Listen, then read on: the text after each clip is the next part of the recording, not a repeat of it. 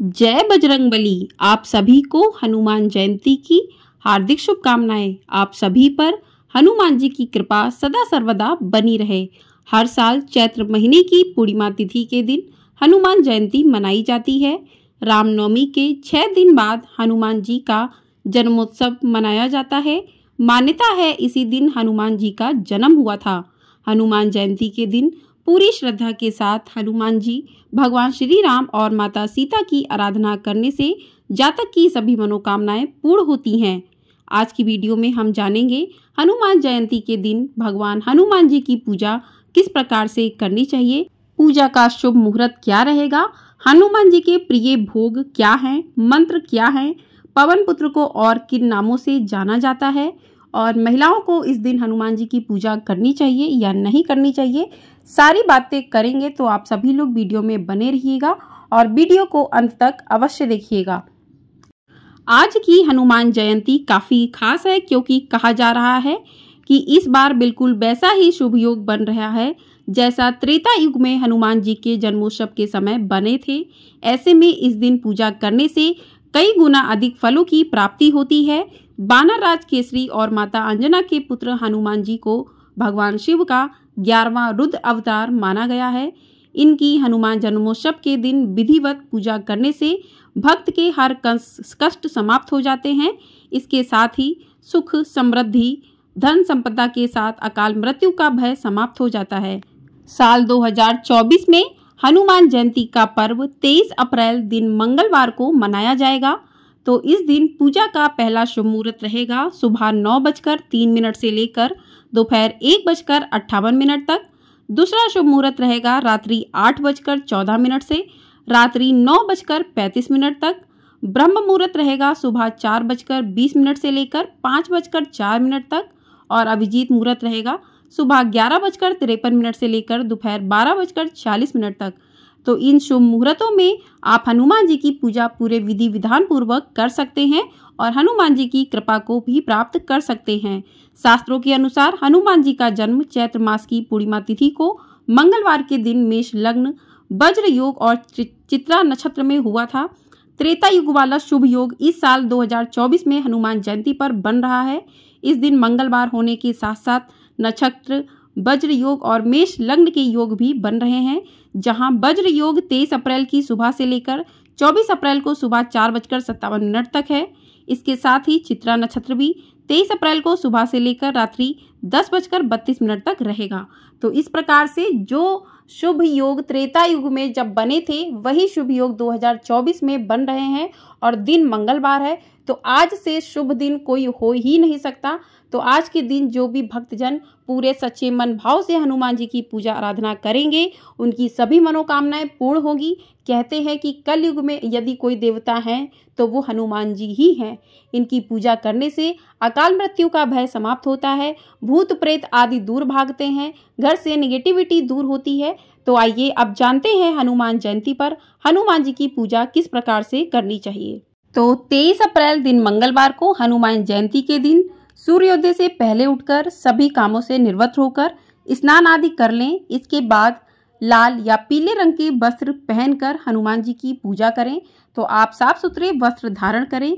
अगर आप व्रत रखना चाहते हैं तो पवन पुत्र का स्मरण करते हुए इस दिन व्रत का संकल्प जरूर लें, क्योंकि कोई भी व्रत बिना संकल्प के अधूरा माना जाता है। तो व्रत का संकल्प अवश्य लें। उसके बाद आप अपनी पूजा आरंभ करें।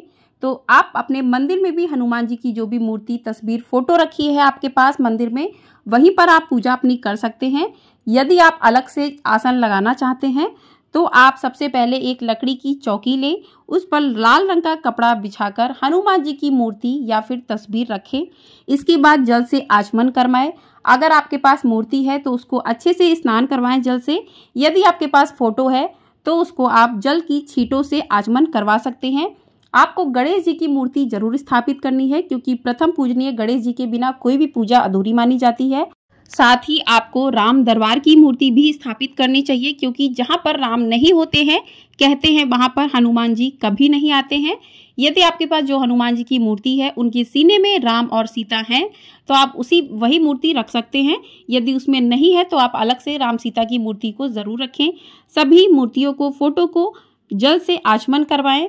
यदि आप कलश की स्थापना करना चाहते हैं तो नीचे चावल रखकर अष्टदल कमल बनाएं, उस पर तांबे के लोटे में जल भरकर उसमें गंगा जल डालें। उसके बाद हल्दी की गांठ, सुपारी, सिक्का, अक्षत और फूल डालकर उस कलश के अंदर डालें और कलश के ऊपर एक कटोरी रखें। कटोरी पर आप थोड़े से पुष्प रखकर दिया जला सकते हैं इस प्रकार से, और उसमें आम के पत्ते जरूर लगाएं। तो इस प्रकार से आप कलश की स्थापना यदि आप करना चाहते हैं तो कर सकते हैं। उस पर कलावा, कलश के ऊपर कलावा बांधें। तो इस प्रकार से आप कलश की स्थापना करें। उसके बाद आप सबसे पहले गणेश जी का पूजन करें, उनको रोली का तिलक करें, अक्षत लगाएं, गणेश जी को दुर्वा अर्पित करें, जनेऊ अर्पित करें, गणेश जी को प्रिय भोग उनका लड्डू अर्पित करें। गणेश जी के भोग में आपको एक बात का विशेष रूप से ध्यान रखना है कि गणेश जी के भोग में तुलसी का प्रयोग बिल्कुल भी नहीं करना चाहिए। तो इस प्रकार से गणेश जी का पूजन करें। उसके बाद आप राम जी को तिलक करें, राम सीता को तिलक करें, तो राम जी को आप तिलक करें। उसके बाद आप हनुमान जी को तिलक करें। अपनी अनामिका उंगली से हनुमान जी को सिंदूर लगाएं।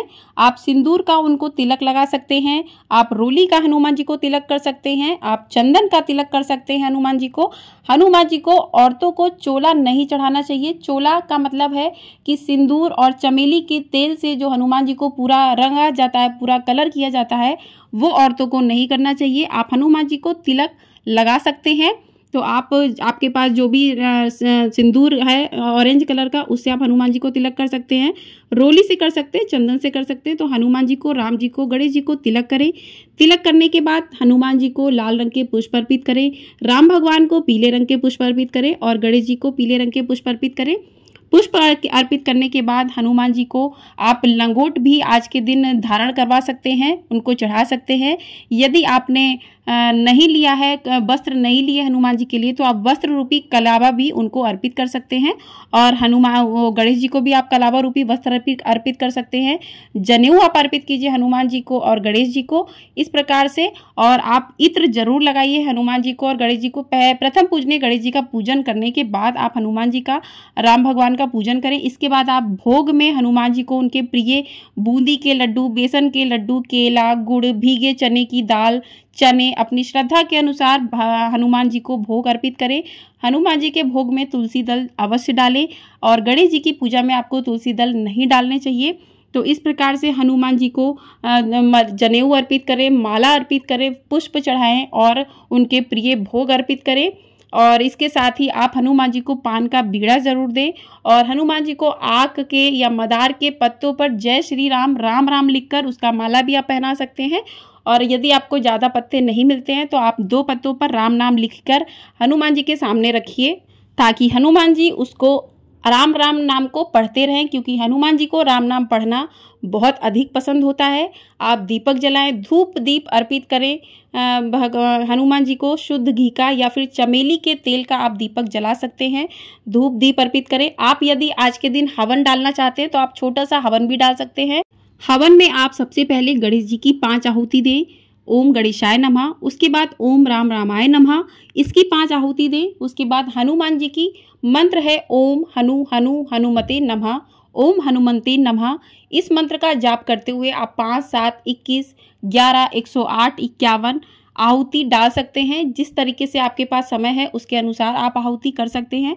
और आहुति में आपने जो भी भोग की सामग्री ली है वो भोग की सामग्री अर्पित करें, लौंग इलायची अर्पित करें घी में डुबोकर। तो इस प्रकार से आप हनुमान जी के हनुमान जयंती पर छोटा सा हवन करके हनुमान जी की पूजा कर सकते हैं। तो इस प्रकार से संपूर्ण पूजा आप अपनी कर सकते हैं। यदि आप हवन डालना नहीं चाहते हैं या आपके घर पे जिस तरीके से पूजा होती है आप उसके अनुसार भी कर सकते हैं। आप हवन को स्किप कर सकते हैं। यदि आप कलश स्थापना नहीं करना चाहते तो आप कलश स्थापना भी ना करें। आप साधारण सरल तरीके से हनुमान जी की मूर्ति स्थापित करके उनको भोग लगाएं, उनको माला चढ़ाएं, उनको फूल अर्पित करें और उनकी प्रिय भोग की चीज़ें अर्पित करके उनकी आरती करें। तो इस प्रकार से भी आप पूजन कर सकते हैं। और आपको इतनी पूजा करने के बाद आप आज के दिन हनुमान चालीसा का पाठ अवश्य करें। आप सुंदरकांड का पाठ कर सकते हैं, रामचरितमानस का पाठ कर सकते हैं। तो इस प्रकार से आप आज पाठ अवश्य करें और उसके बाद हनुमान के जन्म की कथा भी सुन सकते हैं। आपको हमारे चैनल पर मिल जाएगी हनुमान जन्म की कथा सुनने के लिए।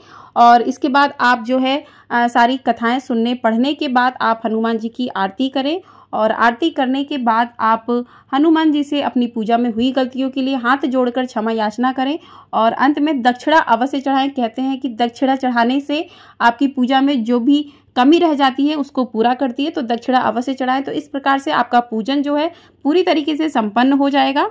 आप आज के दिन हनुमान जयंती पर एक उपाय कर सकते हैं। यदि पैसों से जुड़ी कोई दिक्कत है तो उसको दूर करने के लिए हनुमान जयंती पर हनुमान जी के साथ माँ लक्ष्मी की पूजा करें और पूर्णिमा के दिन चंद्रदेव को अर्घ दें। इससे पैसों से जुड़ी दिक्कतें दूर होंगी। दूसरा उपाय है हनुमान जयंती के दिन हनुमान मंदिर में जाकर हनुमान के सामने घी या फिर सरसों का दीपक जला दें और 5 या 11 बार हनुमान चालीसा का पाठ करें। इससे आपके जीवन की हर एक परेशानी से निजात मिलेगा आपको। तीसरा उपाय, यदि व्यापार संबंधी समस्या है तो हनुमान जयंती को सिंदूरी रंग का लंगोट हनुमान जी को पहनाइए। चौथा उपाय है हनुमान जी मंदिर जाकर इस दिन भगवान की विधि विधान से पूजा करने से वहीं बजरंग बाण का पाठ करें। इससे आपकी सभी समस्याएं दूर होंगी। यदि कोई सेहत संबंधी समस्या है तो हनुमान जयंती के दिन लाल रंग के वस्त्र धारण करें, हनुमान जी को सिंदूर, लाल फूल और मिठाई अर्पित करें। इसके बाद हनुमान जी के सामने हनुमान बाहुक का पाठ करें। सेहत की बेहतरी के लिए ये प्रार्थना करें, तो इससे आपकी सेहत संबंधी समस्याएं भी दूर होंगी। तो इस प्रकार से आप हनुमान जयंती के दिन इन उपायों को करके अपनी समस्याओं को दूर कर सकते हैं।